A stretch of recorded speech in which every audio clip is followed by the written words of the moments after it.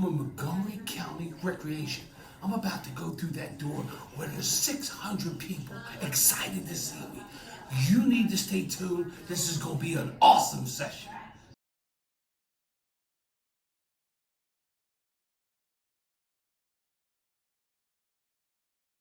Here we go. Everybody stand up for me, please, if you will. Stand up for me, please. Come on, show me some energy. Come on, it's the end of the day. You can do it. Come on, you can do it. You can do it. You can do it. While we're getting ready, turn to your neighbor and say, this is going to be the best summer ever. Louder! Louder! Louder! This is going to be the best summer ever. Let me say it in my power voice. Here we go. All right, have a seat. I need to get started. I believe in start on time and ending on time. All right, I need your attention, please. I promise you they didn't pay me to come listen to you. Thank you. Hey, listen, real quick. I'm 61. I know I don't look it. Thank you very much. My son is 29, my daughter's 26, and my baby 21's going on 45.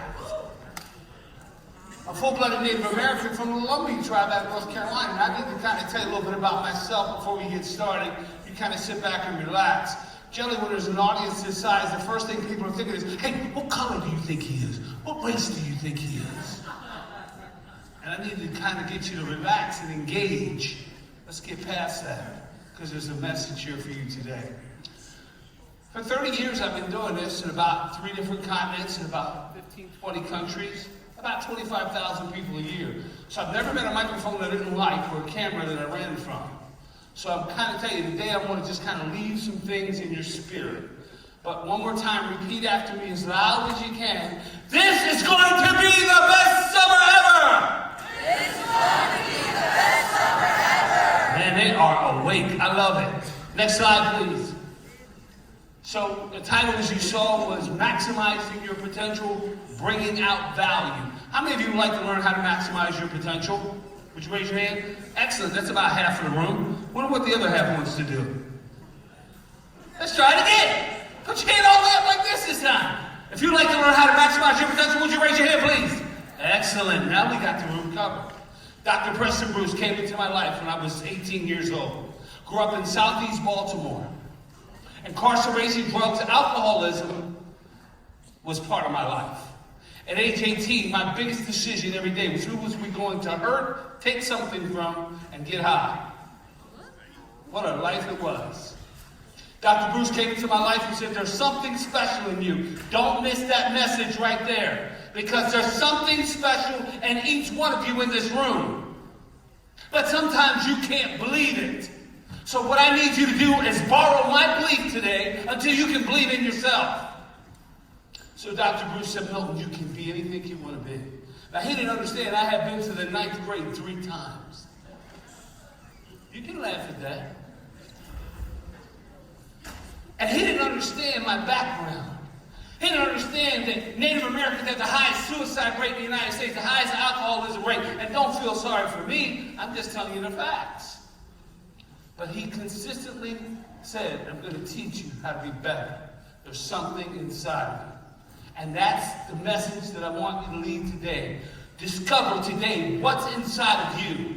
Folks, this is not a summer job. Get that out of your mind right now. You don't know whose life you're going to touch along the way. You don't understand what you're doing that's going to impact somebody 30 years from now. I remember, somebody clap. Yeah! Woo! They showed up! They showed up, man!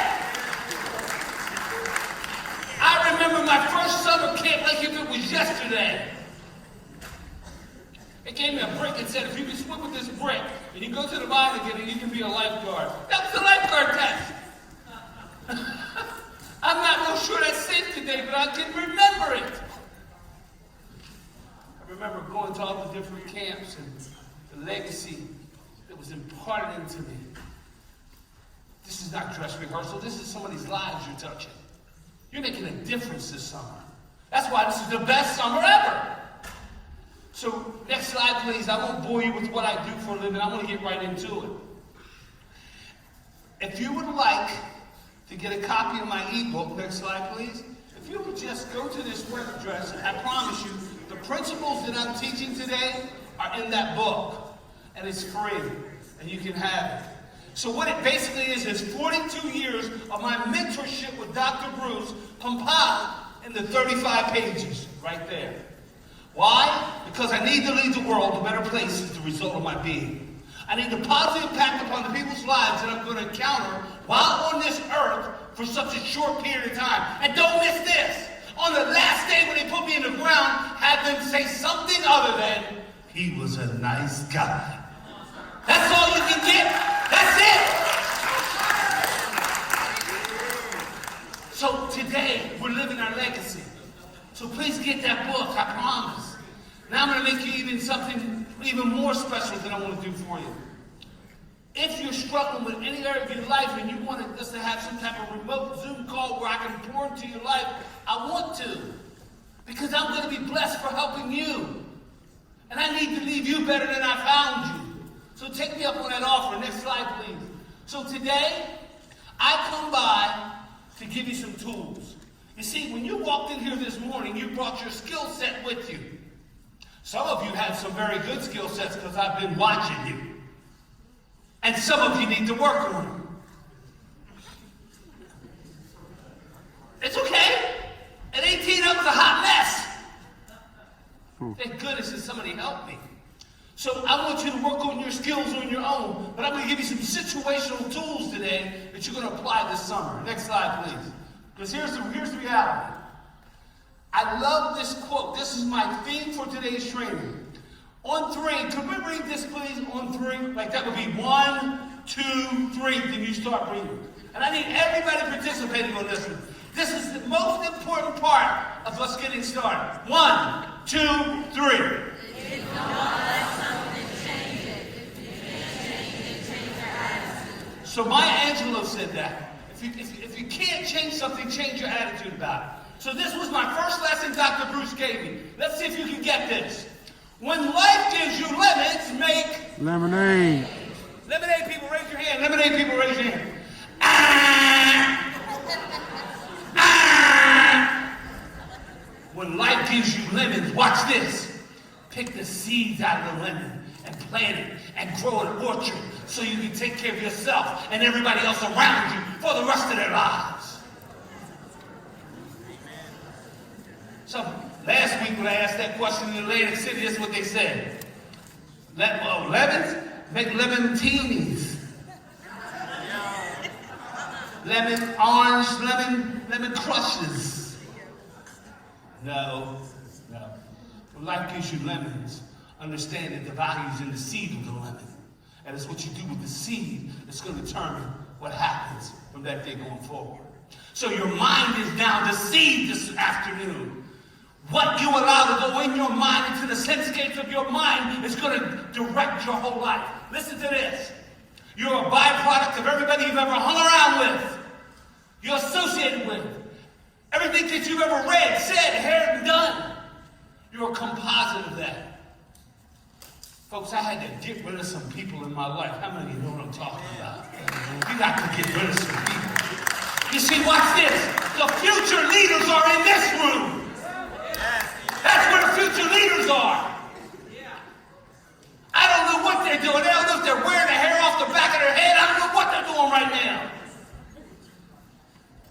But leadership would suggest that I, watch this, change the way that I think. That's the power. Your perception. So my next one. Is the glass half empty or is the glass half full? Half full, people, raise your hand. Half full, half full. Ah!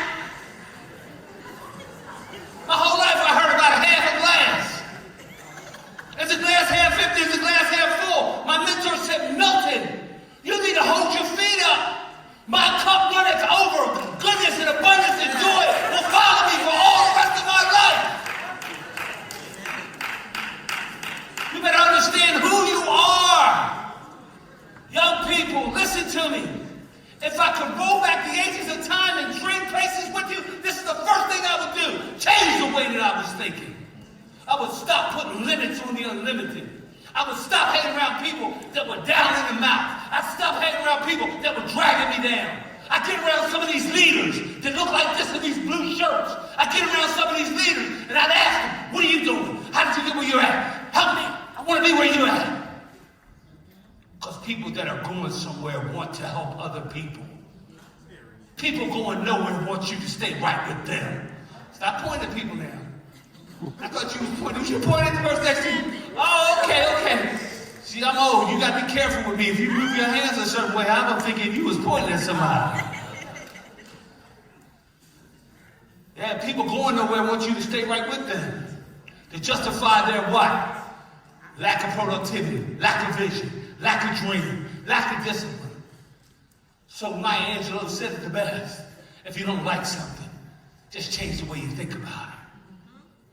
When it's cold now, guess what I used to do when it was cold here in Maryland? Anybody know what I used to do when it was cold?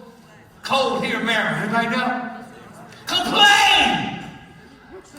It's so cold! Oh, the snow! You know what I do now? I change the way I think. What do you think I do now? Go to the Caribbean for 4 months. I felt that was warm over there.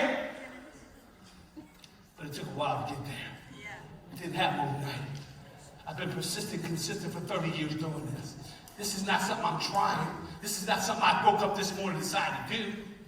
This is about my 200th one this year. Yes!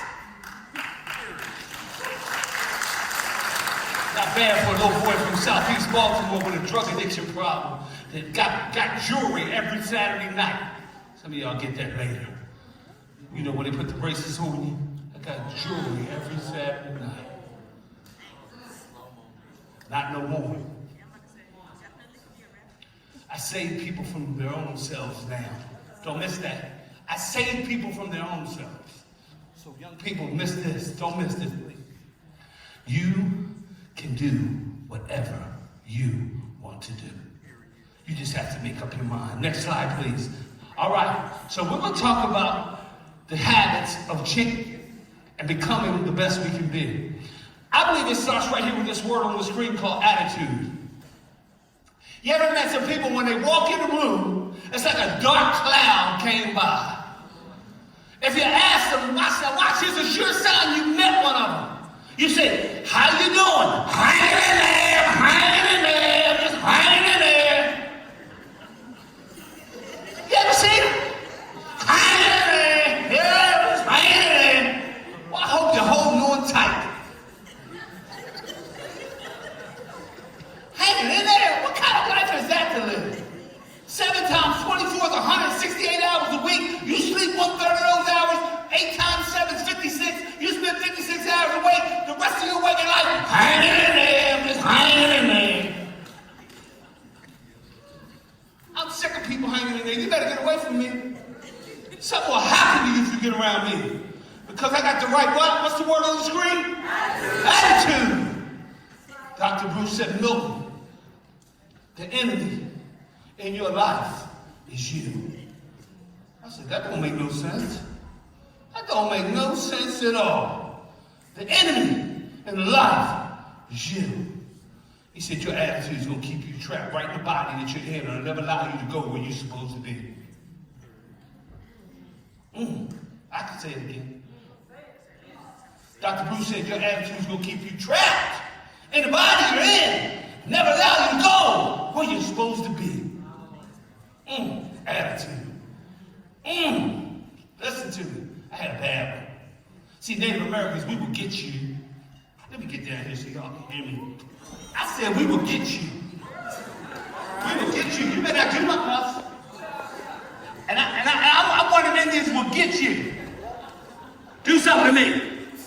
I will follow you home. I'm going to get you. Because I got a bad one. Say it again, baby. That's that Baltimore in me, but you better put some little Indian in there too. Got a bad attitude. Me and Crown Royal was having a love affair when Dr. Bruce met me. Me and Vodka was boys. Me and Weed was tight. Bad attitude. He said, you can't do that. I was like, I'm doing what I want to do. He said, with that attitude, you're going to say trapped in the Bible. It's your end. And never allow you to get where you're supposed to be. Some of y'all gonna get that later. Some of y'all gonna get that later. So attitude is the first principle. Next slide, please. Now watch this.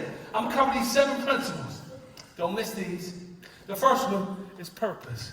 Now, if you can stand up in this room and tell me the 2 most important days of your life, I'm gonna bless you real good. If you can stand up in this room, I can't believe people ain't jumping up. All right, I'm gonna give you some money. Okay, hold up, stop. No. Sit down, right here. You was the first one up. Wait a minute, hold up, let's listen. The 2 most important days of your life are? Mother's Day. No, she's wrong, sit down. No. Mother's Day. Who was second up? I think it was you, my man. Okay, I'm gonna give it to you, then I'm gonna come to you. Sit down. And look. When I say I'm gonna lace you up, you better give me your cash app, because I'm gonna bust you right in the head. 2 most important days of your life. Hold up, I'm coming to you. Sit still. The 2 most important days. The day you were born and the day you died. Oh, he got one of them. Sit down. You ain't getting none of this cash app. My man, come on. Now you won. Yeah. Now you already know you can't say what he said because he got it half right. The 2 most important days of your life. The day you were born. Who said the day? Hold that door and sit down. The day. You were born and the day you realized you have one life to live. I'm gonna still bust you in the head for that. He didn't get the whole answer right, but it was a good one. Tell him, baby. Tell him. The day you were born and the day you realized you have one life to live. However, watch. It's the day you were born and the day you know why you were born. Take this card. Write your cash app down on there and look for $50, all right? Look for $50. I got you. Don't scare him. Got the mic. $50 on that. Hear me? Give a hand. Now look. They only paid me $100, so I can't give you the whole thing. You're supposed to laugh at that. Just put your cat. I'll come back and get it. I won't sniff you up with the whole flash. All right, let's go.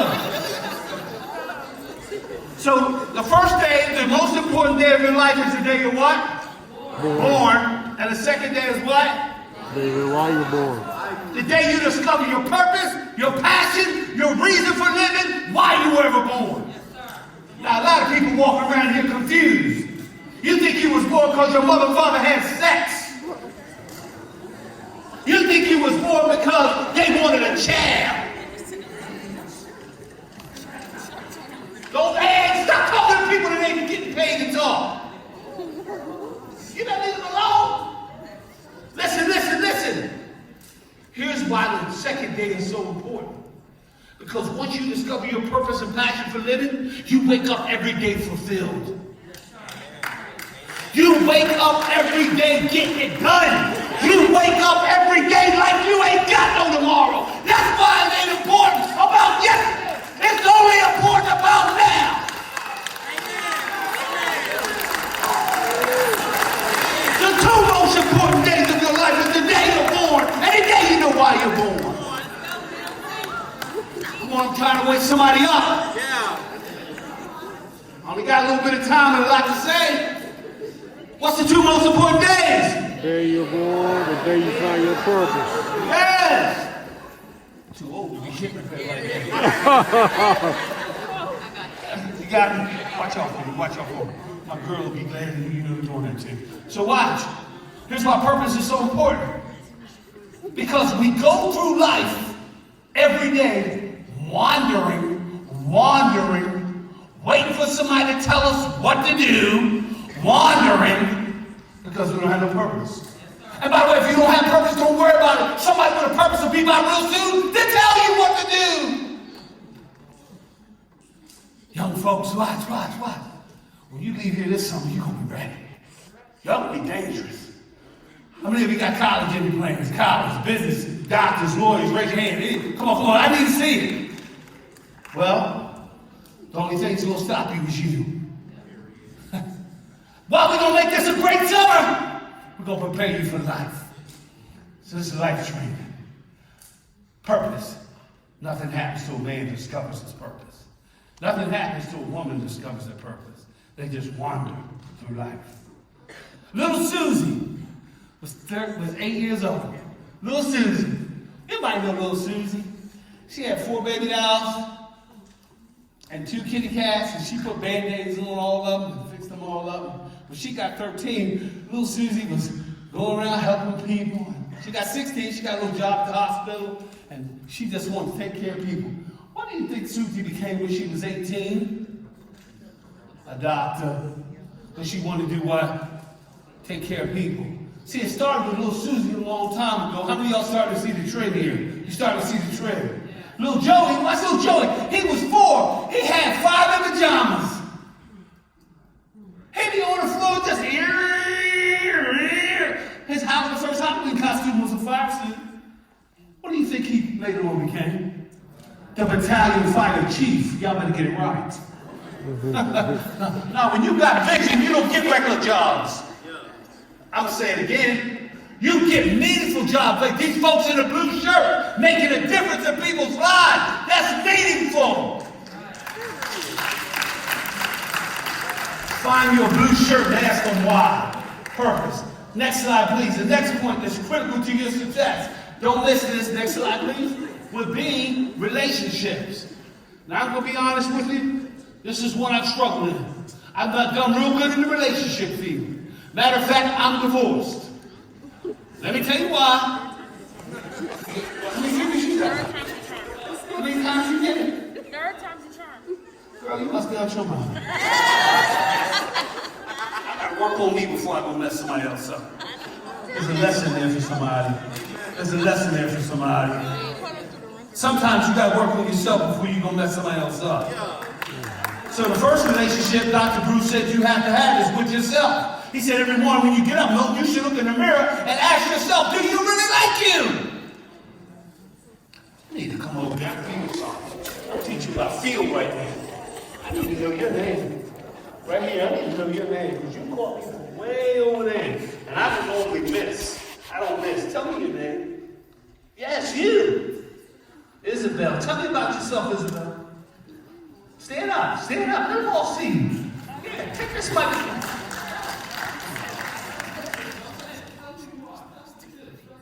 I go to the Academy of the Holy Cross. I'm a 3-sport varsity player.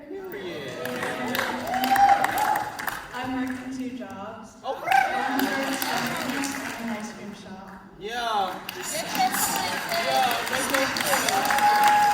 Did I tell you I don't miss? About I don't drive, miss. baby. It's about You feel. I teach you about feel. Some say go talk to her. That's an example that everybody else needs to see. They don't need to hear from you. They need to hear from Isabel. Because if Isabel can do it, so can you. Give her a hand for being who she is. Yeah, Isabel. That's what it is. First relationship, he said you have time with yourself. He said every morning you get up and brush your teeth, you should look in that mirror and ask yourself this question. Do you like him? I gotta be honest. The night before I had too much of that brown liquor. When I looked in the mirror, I didn't like me. You understand what I'm saying? I had knots in my head and lip balls in my pocket. I'm just talking about me.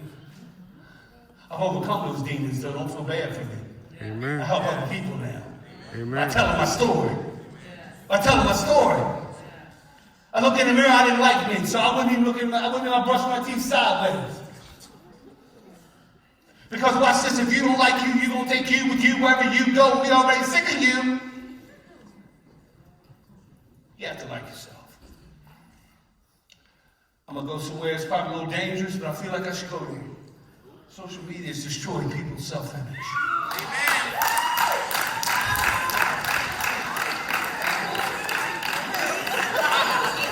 Hold up. This is my... Obviously, there's a reason you jumped up and made all that. Yes, sir. Yes, sir. Why you feel that way? All right, well, comparison is a thief of joy, right? And comparison is a thief of joy, and I genuinely feel as though one of the only reasons why suicide rates are skyrocketing in the manner that they are is because our joy is being stolen day in and day out by each other. Yeah.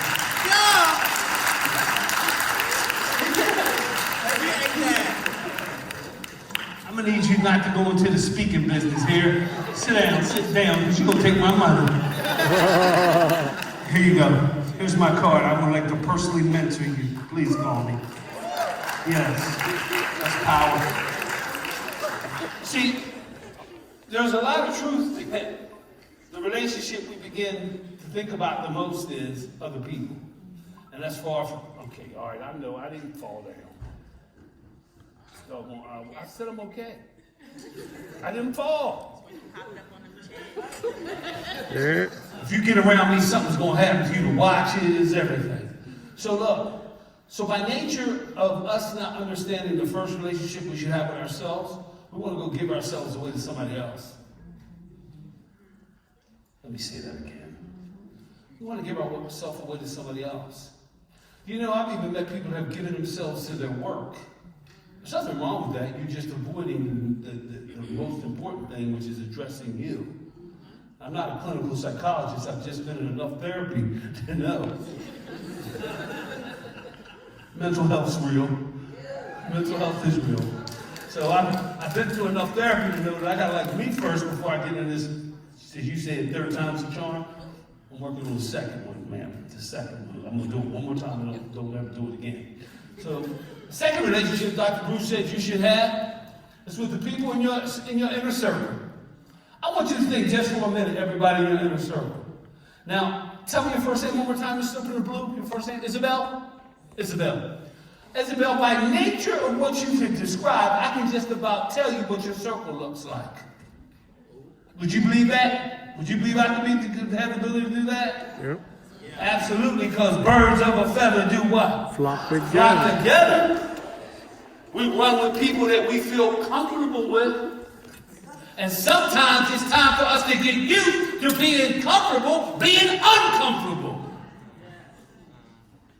My comfort has taken me to places I wish I had never went. Relationships. What is your working relationships like? Your mutual relationship with your peers this summer, with your leaders. What's your relationship like? Are you gonna be the one come here every day? We can't stay here. See, I got a problem. I got a problem. I'm just gonna sit in you already. You ain't got started. Or are you gonna be the solution-based person that comes in every day and goes like this? Listen, here's an opportunity for us to get better. Let me tell you what I saw. Because anybody can bring me a complaint, but a leader, let me say it again, but a leader brings me solutions. Come on. Because you never learn to lead right where you're at. You don't need a title to be a leader. You need the initiative. You need a drive. You need a fortitude. You need commitment to lead. That's all you need. Man, I want no title. I tried to go to the store and put the title up on the cash register. They said, no. I don't want title. First relationship you should have is with yourself. Second one is the people in your inner circle. And the third relationship you should have is with the people that you spend 65% of your life with. These are the people what you do every day. Some of you this summer are going to spend more time with each other than you will with your family. How will we treat one another? You know, I teach a lot of diversity, equity, and inclusion. This is what I say. I wish we'd stop talking about diversity as race, because diversity is not about race. Diversity is about a characteristic. You can have 100 Native Americans in a room and have such diversity, it would be unbelievable. Some would wear glasses, some wouldn't. Some would live on reservations, some wouldn't. Some would be six-figure income earners. Some would be below the poverty level. Some would have doctoral degrees, and some would just be barely working with a GED. That's what diversity is, how we differ. So we got to think about our relationships. Montgomery County is the most diverse county in the United States, they tell me. That's what they tell me. Is that true? So I'm preparing you for the people you're going to encounter this summer. You got to have a relationship with them. You got to understand. They may not think like you. I hope that was okay. That wasn't part of the script. Oh, Lord. Did she look like she was putting the hook out? The relationship. Let's go to the next slide, please. This is this next one. Now, you sit back and relax. Because I'm going to open up the windows of my soul so you can look in. This is where I struggled the most. You see, as a Native American, there was only 4 of us in my high school. Patterson High School, Southeast Baltimore, 600 graduating class, 1979. Yes, baby! 4 Native Americans in the whole school. Me, 5 actually. No, it was 4. Me, Kenny, Regina, and some boy that checked the box. He knew he wasn't Indian. You can laugh at that. Because he was confused. And back then, man, we were real proud of who we were. We had a card in our pocket telling people we were Native American. But see, that wasn't good enough for me. Because see, I played basketball, football, baseball, and whatever culture I was hanging around with, guess what race I was? Come on, you say, what race do you think I was? Whatever they were. I learned to talk Greek, Italian, had a little slang game. I could talk with everybody. I'm hanging out. I just wanted to say, fit in. Say fit in. Fit in. Fit in is the worst thing will ever happen to your self-image. You were not designed to fit in. You were designed to stand out. Oh my goodness, I got to say that again. Yes, Don't sir. miss this. You weren't designed to fit in. You were designed to do what? Stand out. Stand out. Are you telling me that only they can do it and you can't? So that was my self-image. Dr. Bruce said, "Look, you know your problem?" And I said, "Well, I'm sure if I don't say yes, you're going to tell me." He said, "Your problem is you think self-image is what other people think about you. But self-image is not what they think about you. It's what you think about yourself."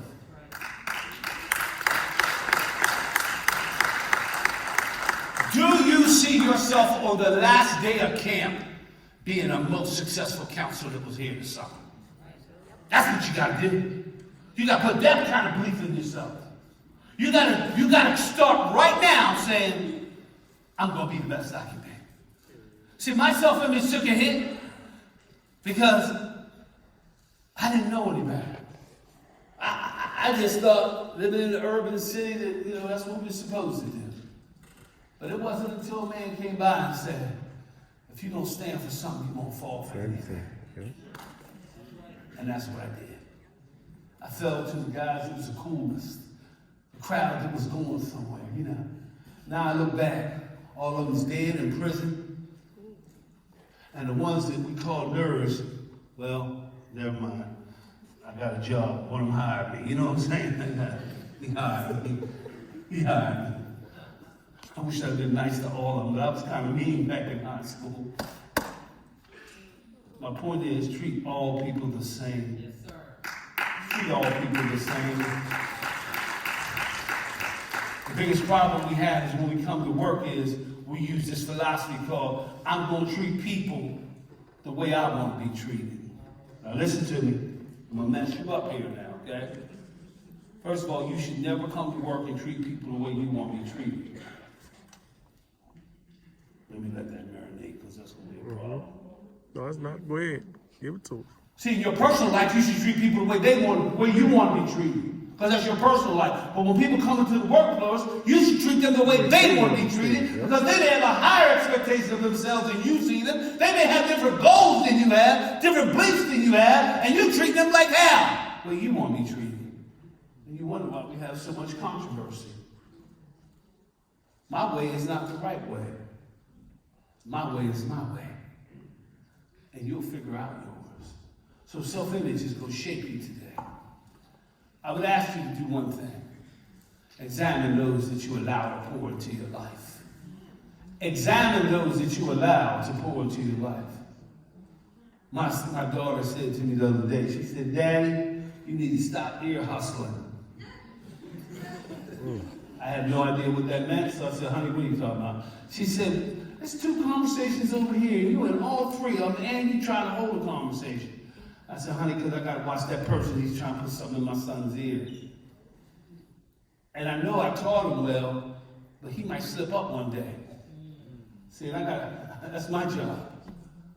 He said, Dad, she said, Dad, you raised us better than that. I said, yeah, but that don't mean you won't make bad decisions. So our decisions are a driver. So self-image. So I asked you this last question before we move on. If you had to don't raise your hand. Don't look at your neighbor. But just think about this. If I asked you today to rate your self-image on a scale of 1 to 10, what would you honestly say it is? I'm sorry. What was it? What did he say? 12 square. What did he say? What did he say? Somebody has said 10. 10? Okay, well that's good. We'll find out. Life will tell us whether or not. But the point is, you got to know where you're at. Let's go to the next point, please. Watch this next one. This next one is important. This one's called fortitude. And here's what this really means. Life is going to come by and sit on your doorsteps at the most unopportune time. How many people going through something right now? You're going through something. Raise your hand. Man, there's a lot of folks got their hands up. You can't see behind you, brother, but there's a lot of hands up. Anybody going through something? Just going through something. Now the question you should ask yourself, is that going through something self-inflicted? Oh, it's going to get real good now. Is that self-inflicted? Or is that something I just can't control? Can't control.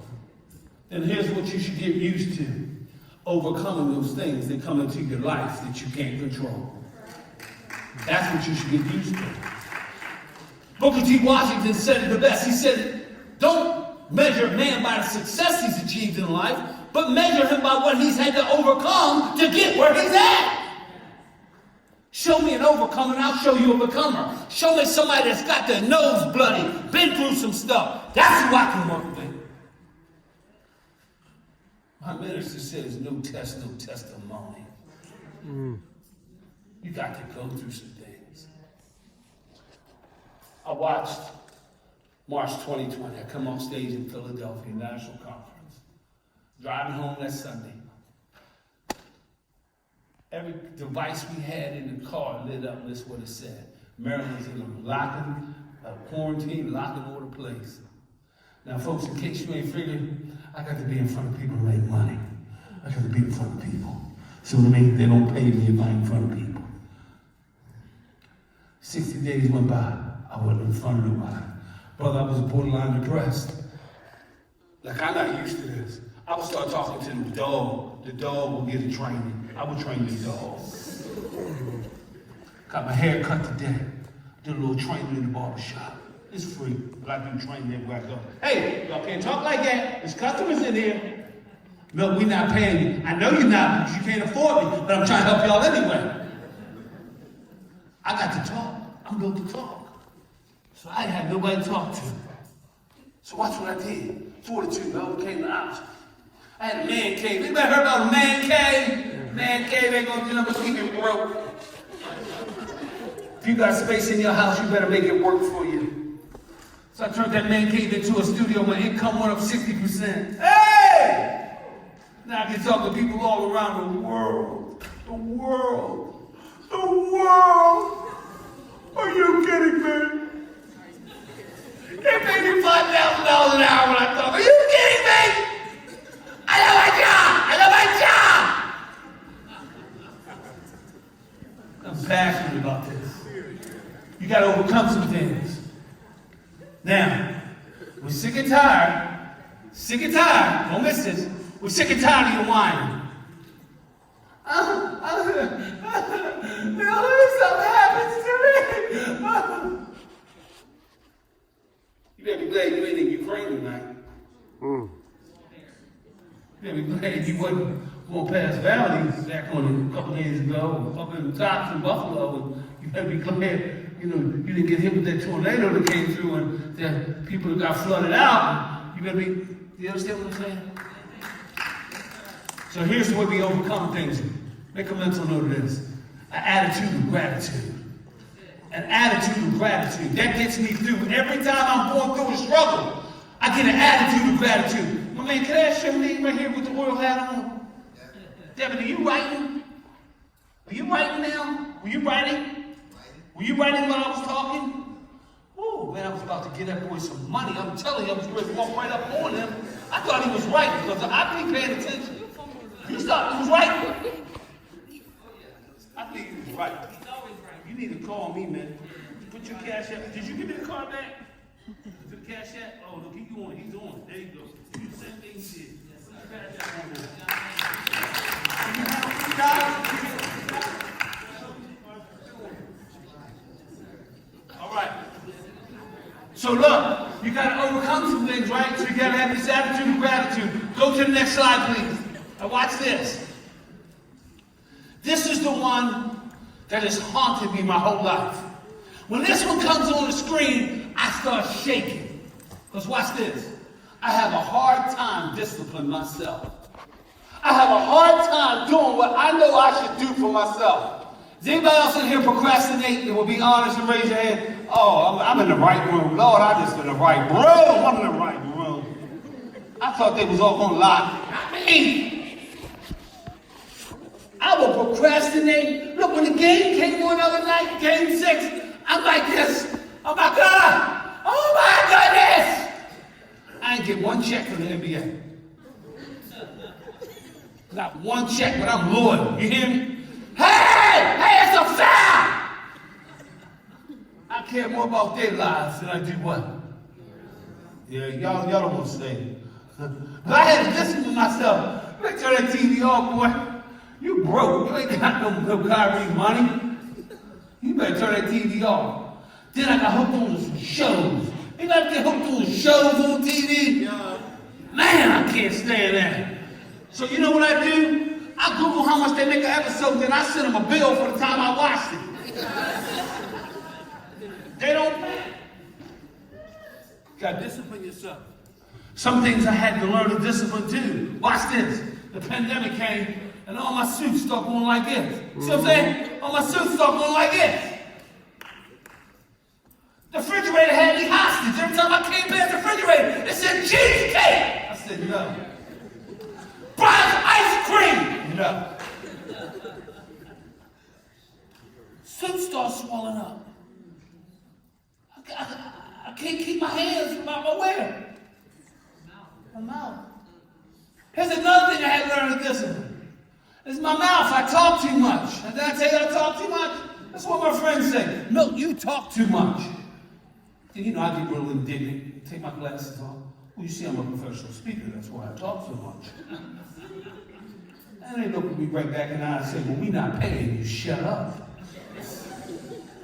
Because what I've learned is everything I want to say, everybody ain't ready to hear, and everything that I think they should hear, they don't want to hear. Here's another place I had to discipline myself. My emotions. Yeah. Now, I got to tell you something I saw outside today. I saw this outside. I saw somebody about having a meltdown right outside.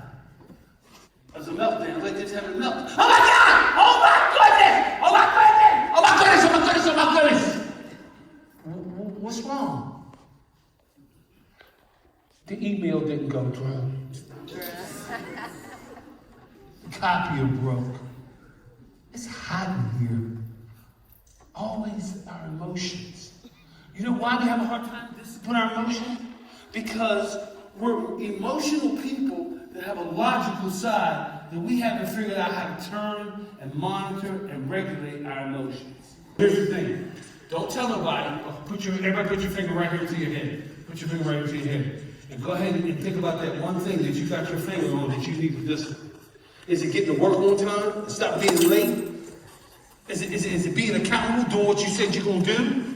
Is it following through on everything you know you should do, but you've been putting it off? Is it calling your aunt and telling her you're sorry? Do you need to apologize to somebody? Do you have to write a letter? Do you need to go next door to your neighbor and say, I'm sorry? Whatever that one thing is, watch this. You won't get no rest now until you get it done. Because here's why. Watch. I will awaken your emotion. What are you thinking about? Who wants to be honest and stand up? What am I thinking about? Come on, one person. All this money I gave away, ain't nobody standing up. Y'all must be out of your mind. I be up. Thank you. Thank you. Y'all won't make no money. I'm sitting here giving money away to people that participate. You think they can stand up? What is wrong with this group? He ain't stand up on the first Come on, tell me what you think. When you did like this, what was it you needed to do? I need to make some calls, try to get a new job with NCPS Security. I got 2 kids, I gotta get benefits. Okay, you still have a job here, though. Like, don't lose this job. Okay, good. Okay, good. I don't want to lose this money. You know what I mean? Okay. All right. So let me ask some questions. I heard him say he's got 2 kids. Is that what I heard? Man, that's all right. That's all right. And so, tell me what you want to do. I want to make sure that my kids got a good life. So I'm gonna do whatever I can to provide for them. Wow. So man, you do the same thing you did. Just put your number on there. I'm gonna send you some money, Chief. Man, I'm excited for you, man. Hey, can I tell you what we call it in my neighborhood? That's grown men manning up. That's what we call it in my neighborhood. That's grown men manning up. Because you know what? There was a time in my divorce I didn't get to see my kids, man. Man, listen. I might start crying, bro. But watch. When I got my hands back on them, I'm gonna be the best man I can be to never let that happen again. So here's what I'm gonna tell you. One decision, and you're gonna lose them. That's why you gotta be on your guard every day. The enemy gonna steal you, but you can't because you belong to the Most High. Be careful. Next slide, please. All right. So here we go. So this is what I know happens to people in this area. They never become the architect of their own life. How many of you can honestly raise your hand and say you know where you're going, you've got your goals written down? Stand up, let's see. You got your goals written down, you know what you want to accomplish. Hold on, I gotta go to my girl over here. I saw her in the lobby. She got the Towson shirt on, she knows I'm coming to her. Yes, come on, tell me. Take this microphone and tell me what you're doing.